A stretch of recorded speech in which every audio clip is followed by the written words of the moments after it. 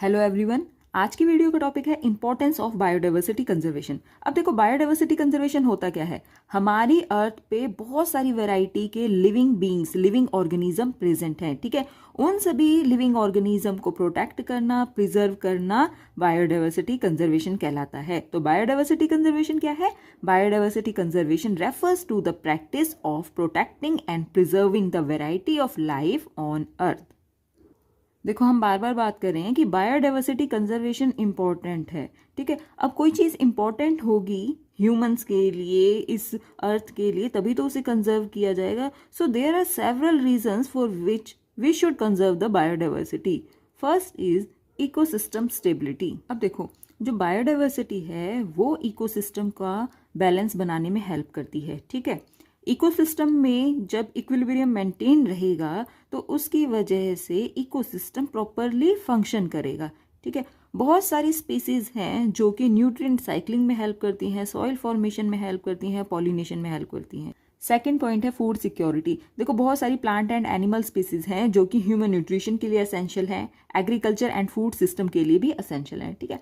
अगर हम plants and animal species को कंजर्व कर रहे हैं तो इसका मतलब ये है कि हम जेनेटिक रिसोर्सेज को कंजर्व कर रहे हैं। देखो, आज के टाइम में जो भी हम फूड कंज्यूम कर रहे हैं वो wild plants and wild animal से ही आया है, ठीक है। उनके जीनोम में मॉडिफाई करके ही आज के टाइम में जो हम फूड कंज्यूम कर रहे हैं उसे डेवलप किया गया है, ठीक है।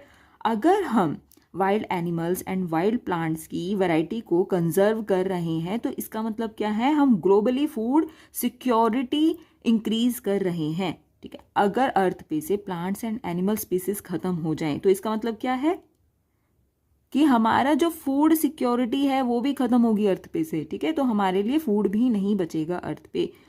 तो इसलिए फूड सिक्योरिटी के लिए ज़रूरी है कि बायोडाइवर्सिटी को कंजर्व किया जाए। थर्ड पॉइंट है मेडिकल एंड साइंटिफिक एडवांसमेंट्स। देखो, कितनी सारी मेडिसिन हैं। ये सभी medicine plants, fungi and micro organisms के जीनोम को यूज करके बनाई जाती है, ठीक है।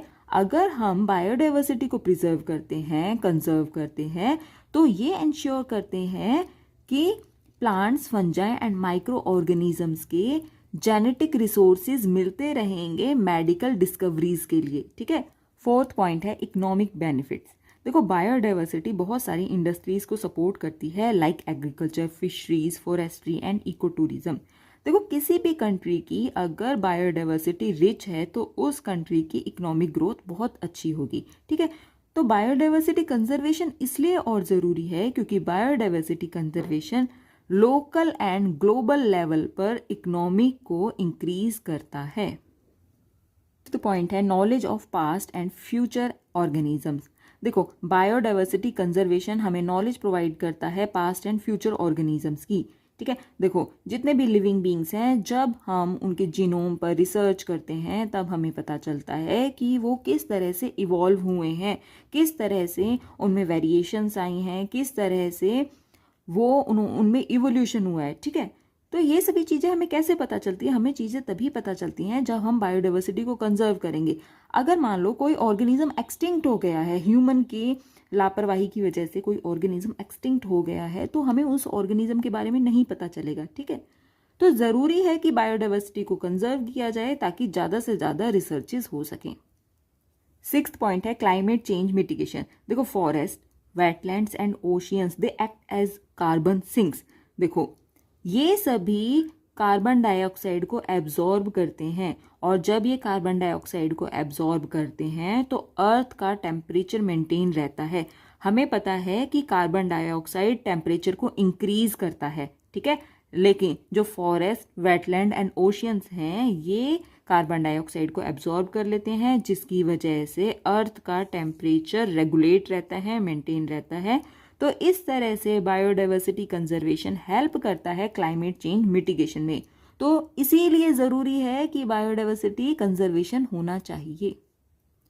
सेवंथ पॉइंट है प्रिवेंशन ऑफ स्पीसीज एक्सटिंक्शन। देखो, बहुत सारी ऐसी ह्यूमन एक्टिविटीज़ हैं जिनकी वजह से स्पीसीज एक्सटिंक्शन हो रहा है, ठीक है।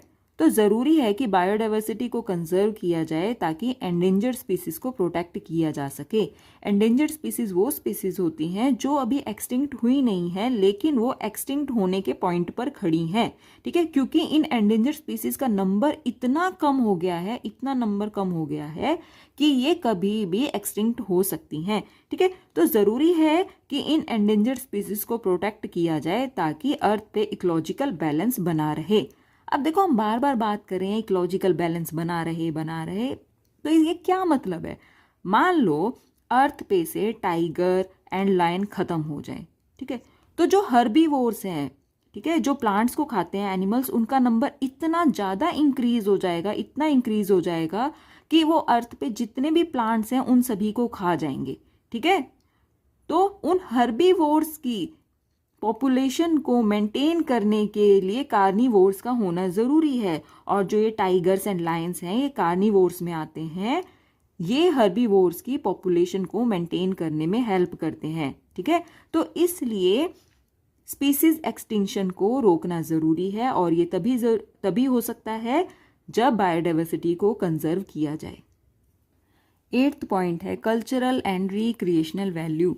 देखो, बायोडाइवर्सिटी कंजर्वेशन की ज़रूरत सिर्फ अर्थ पे इकोलॉजिकल बैलेंस मेंटेन करने के लिए ही नहीं है। बायोडाइवर्सिटी कंजर्वेशन की ज़रूरत इसलिए भी है क्योंकि डिफरेंट कल्चर्स का डीप कनेक्शन होता है नेचर के साथ, ठीक है। बायोडाइवर्सिटी ट्रेडिशंस में कंट्रीब्यूट करती है, स्पिरिचुअल प्रैक्टिसेस में कंट्रीब्यूट करती है। देखो, हिंदू कल्चर में बहुत सारे प्लांट्स की एंड बहुत सारे एनिमल्स की पूजा की जाती है, ठीक है। इसके अलावा बायोडाइवर्सिटी रिक्रिएशनल एक्टिविटीज़ में भी कंट्रीब्यूट करती है, recreational activities like hiking and wild life watching. तो इन सभी रीजंस की वजह से भी बायोडाइवर्सिटी को कंजर्व करना ज़रूरी है।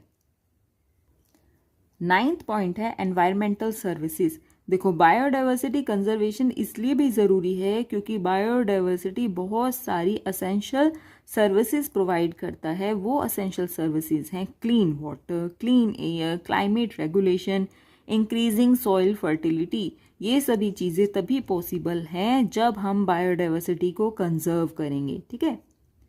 तो आज की वीडियो में हमने पढ़ा इम्पोर्टेंस ऑफ बायोडाइवर्सिटी कंजर्वेशन।